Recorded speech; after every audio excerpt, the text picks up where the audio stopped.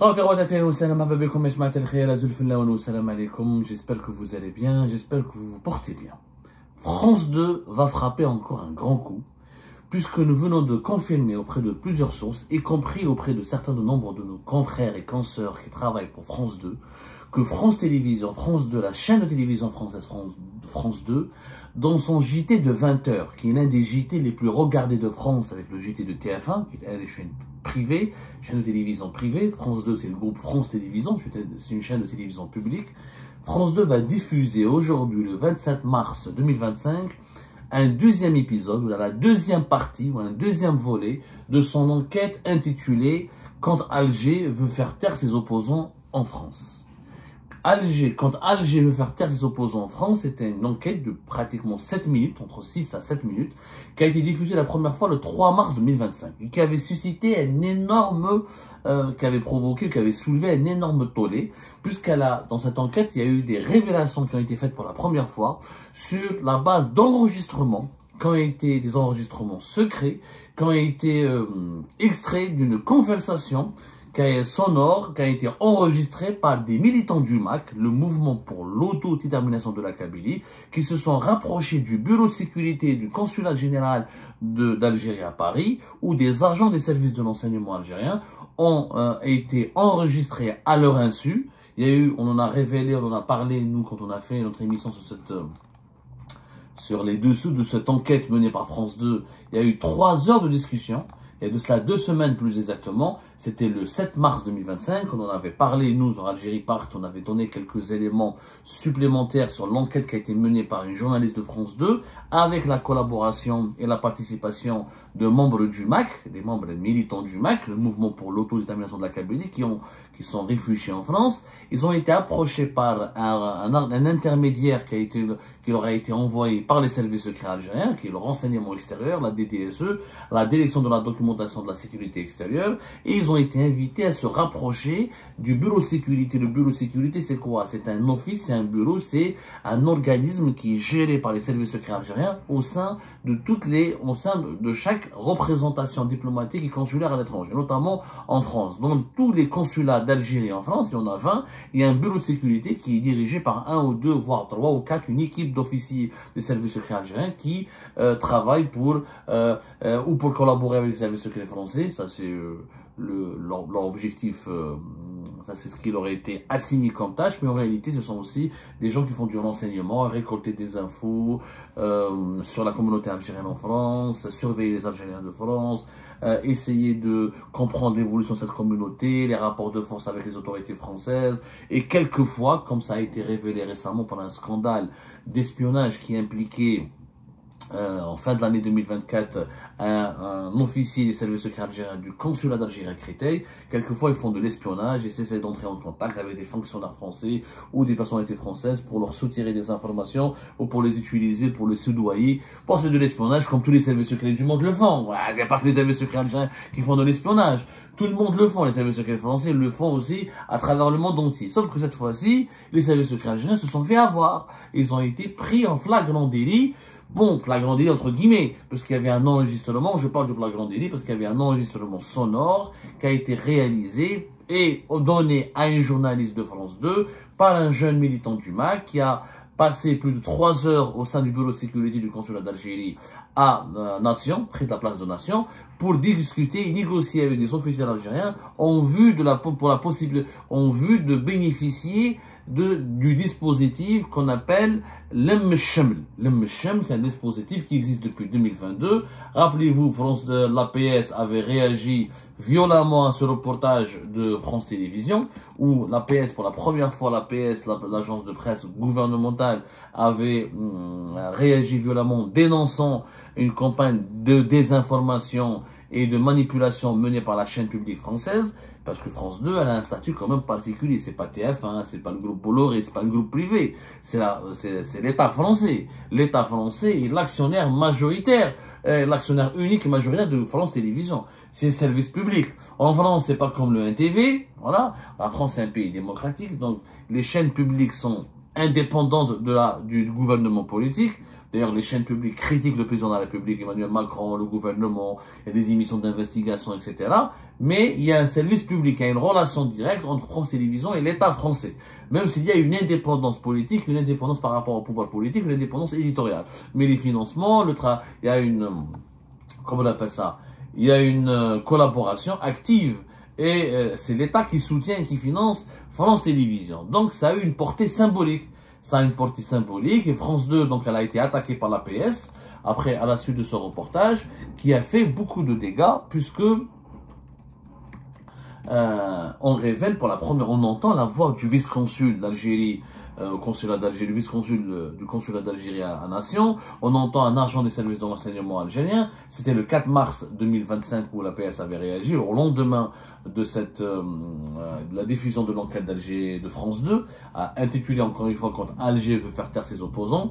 Voilà, l'APS avait dit à l'époque, dans son journal télévisé du 20h, du lundi 3 mars 2025, la chaîne publique France 2 a diffusé un reportage intitulé « Quand Alger veut faire taire ses opposants ». Ce sujet, qui se veut être une enquête sur une prétendue ingérence algérienne en France, s'apparente en réalité à une opération de communication au service d'un agenda politique bien précis. Donc la réaction violente de l'APS a dévoilé que les autorités algériennes ont été quand même secouées par ce documentaire. Pourquoi? Par cette enquête, pas un documentaire, c'est une enquête de 6 à 7 minutes. Le deuxième volet sera publié ce soir, le 27 mars 2025. Dans le premier volet, France 2 a, grâce à la collaboration, à la participation active des membres du MAC, ont un matériau, 3 heures de conversation, qui étaient censées rester secrètes et confidentielles, entre les services de renseignement algériens et un militant du MAC au bureau de sécurité du consulat d'Algérie à Nation, à Paris, au cœur de la capitale française. Donc, on parle d'ingérence. Pourquoi? Parce que les services secrets traquent les opposants algériens sur le sol français, les identifient, essayent de les harceler et de les convaincre de renoncer à leurs convictions politiques, à leurs activités politiques considérées comme subversives et de rejoindre le pays, de pouvoir rentrer en échange, en contrepartie et bénéficiant de réhabilitation politique et juridique, puisqu'ils retrouveront leurs droits civiques et leurs droits juridiques en Algérie après avoir bénéficié d'une réhabilitation judiciaire. Voilà ce que c'est que le Mchem. Le Mchem, c'est une opportunité, c'est un dispositif qui permet à des opposants classés comme subversifs, à des dissidents classés comme subversifs aussi, comme dangereux, comme certains même ont été classés comme terroristes, parce qu'ils sont membres de mouvements classés eux-mêmes comme terroristes, comme Rached ou le mouvement Le MAC. Et ces terroristes ou ces opposants subversifs, s'ils rentrent dans le cadre de la Mchem, s'ils collaborent avec les services de renseignement algériens, ils pourront bénéficier d'une réhabilitation juridique et ils pourront retrouver leurs droits civiques. Or, France 2, ce qu'elle a pointé du doigt, c'est que ce dispositif est utilisé pour intimider et pour harceler et menacer les opposants algériens.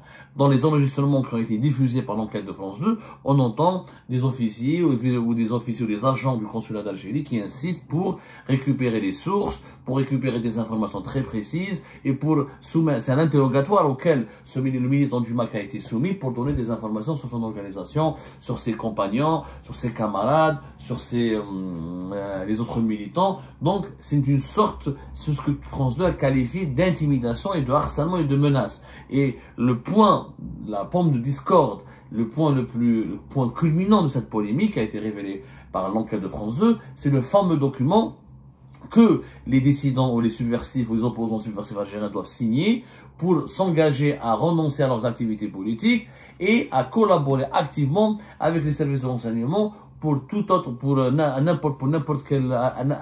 n'importe quelle sollicitation afin de protéger l'Algérie, la sécurité nationale de l'État algérien contre ces mouvements de l'opposition qui sont qualifiés de subversifs ou de terroristes. Donc c'est la première fois qu'une télévision étrangère enregistre des agents, des officiels de l'État algérien, des officiers des services secrets algériens, et met ça sur la place, révèle sur la place publique, et révèle, on dit, sur une antenne, sur une chaîne, sur le JT, au JT du 20h. Le JT du 20h, c'est un grand moment d'audience, publiquement, comme ça, de façon ostentatoire, sur la place publique, des enregistrements et des matériaux et des pièces à conviction qui démontrent que les services secrets algériens font un travail de lobbying ou de dépression ou ce que France 2 avait appelé à l'époque des intimidations et de l'harcèlement et des menaces contre les opposants algériens réfugiés en France.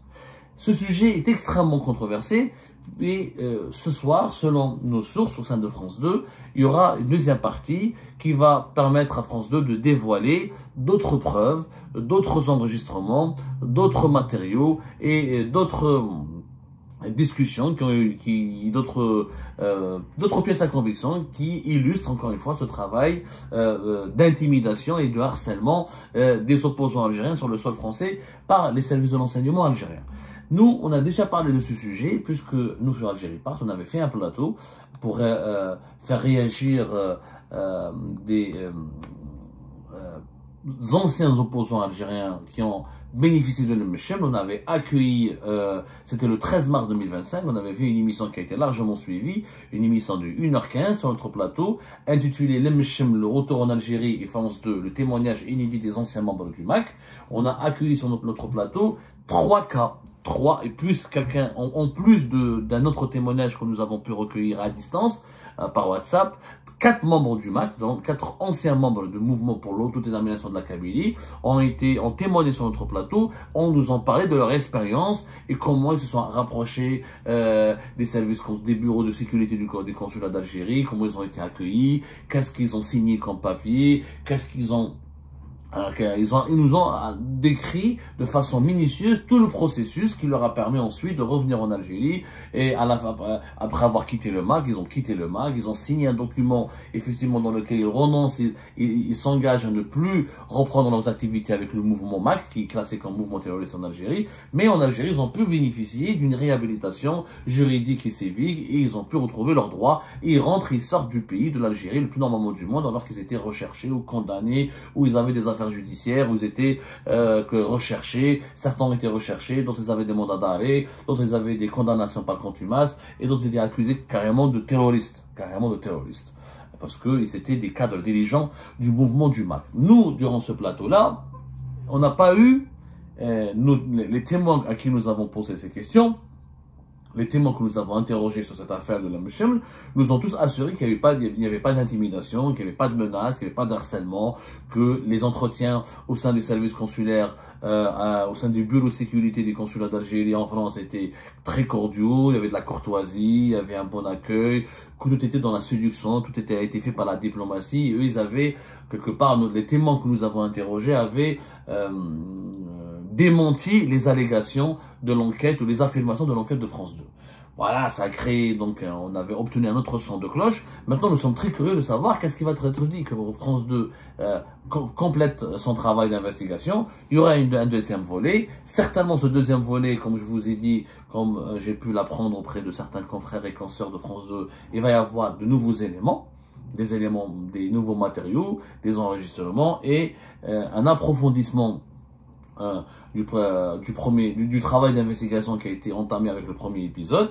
Ça fera certainement réagir le pouvoir algérien et ça va relancer encore une fois le débat. Je pense, franchement, ce que fait France 2, pour moi, il est salutaire parce que ça relance le débat sur les relations les relations entre l'opposition algérienne à l'étranger et le pouvoir algérien. Et ça va relancer le débat sur la manière avec laquelle le pouvoir algérien veut traiter les opposants algériens à l'étranger. Je pense, moi, ce débat, il est sain, il est nécessaire. Moi, je l'ai dit dans la première émission, dans une émission que nous avons diffusée sur ce sujet le 7 mars dernier. Pour moi, c'est de bonne guerre que les services secrets algériens cherchent à approcher ou les séduire ou à manipuler les opposants algériens. Le problème n'est pas là. C'est le problème, est-ce qu'il y a eu de la menace ou de l'intimidation? S'il y a eu menace et intimidation et de la manipulation, ça c'est condamnable et c'est à dénoncer. Après, si c'est juste des pourparlers et des négociations dans le cadre, dans un espace qui est le consulat d'Algérie, qui reste quand même un territoire algérien où l'État algérien est souverain, où les Algériens et les Algériens qui ont la nationalité algérienne ont le droit d'aller au consulat de leur pays, dans les locaux consulaires de leur pays, ils ont le droit de négocier avec les autorités de leur pays des solutions à leurs problèmes personnels, mais qui sont des problèmes politiques, qui sont des problèmes provoqués par la répression politique, qui sont des problèmes de répression de droits civiques et de libertés publiques et fondamentales. Je pense que moi, je ne suis pas gêné par le dispositif lui-même. Je trouve même qu'il serait utile s'il est mieux géré, s'il est assumé. Bon, jusqu'à maintenant, c'est grâce à France 2 quand même que la PS a annoncé officiellement l'existence de ce dispositif qui s'appelle le Mechem, qui existe depuis 2022. Or, il était un dispositif informel. il n'y avait pas de texte ou de loi ou de décret qui encadrait, qui annonçait, qui expliquait les tenants et les aboutissants de ce dispositif qui est le Mechem. Donc, c'est un débat qui est salutaire, qui est sain. Donc, pour moi, le travail de France 2 n'est pas forcément une attaque ou une critique subversive ou une remise en cause ou une violation quelconque de la souveraineté de l'Algérie ou quoi que ce soit. Au contraire, c'est une contribution à un débat qui est nécessaire. Comment les opposants algériens qui vivent à l'étranger peuvent ou doivent, comment ils sont approchés par les autorités de leur pays et sur quelle base il faut négocier et sur quelle base il faut entamer des pourparlers avec le pouvoir algérien pour trouver des solutions au problème de l'Algérie. Parce que le problème des opposants algériens, c'est le problème de l'Algérie. Le fait qu'on ne peut pas mener des activités politiques en Algérie, qu'on ne peut pas continuer à parler, qu'on ne peut pas s'exprimer, qu'on ne peut pas militer ouvertement et librement dans son propre pays, c'est un problème de société, c'est un problème fondamental qui empêche la préservation de la stabilité et de la sécurité de notre pays. Donc, pour moi, c'est pas une provocation en soi. Mais les autorités algériennes vont le vivre comme étant une provocation. Reste à savoir ce qui sera... Je ne l'ai pas vu, moi, cette deuxième partie, je ne l'ai pas encore vue. Je vous annonce juste qu'elle sera diffusée ce soir, le 27 mars 2025. On verra ce que France 2 va révéler et nous analyserons ensemble tous les matériaux et toutes les informations qui vont être dévoilées aux 20h de France 2. Donc rendez-vous ce soir, le débat se poursuit encore une fois, c'est un sujet qu'il faut aborder avec beaucoup de sérénité. Oui, je le dis, l'État algérien a le droit d'utiliser ses locaux consulaires pour négocier, traiter avec ses opposants et pour essayer de les récupérer.